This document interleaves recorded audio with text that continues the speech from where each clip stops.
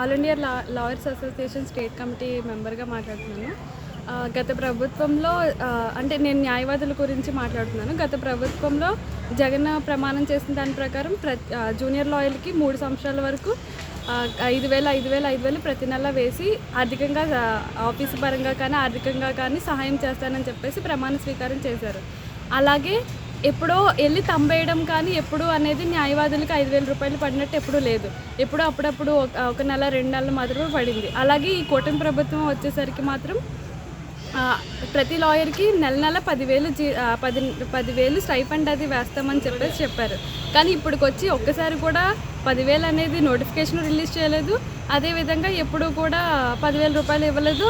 న్యాయవాదుల కోసం కానీ వాళ్ళ సంక్షేమం కోసం కానీ ఎప్పుడు ఎవరు ఏం పట్టించుకునేది లేదు.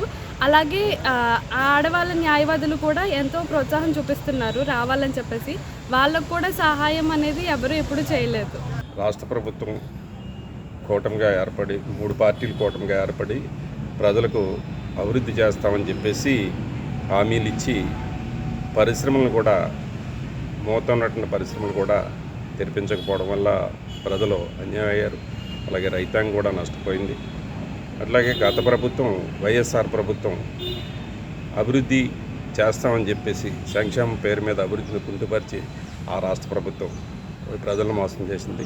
అట్లాగే నియోజకవర్గంలో ఉన్నటువంటి ఎమ్మెల్యే ఎవరైతే ఉన్నారో యనమల దేవి గారు నియోజకవర్గంలో ఉన్నటువంటి ప్రజలకు అందుబాటులో లేకపోవడం వల్ల ప్రజలు అనేక రకాలైనటువంటి ఇబ్బందులు అంటే ప్రజల తాలూకా సమస్యల మీద ఇబ్బంది పడుతున్నారు.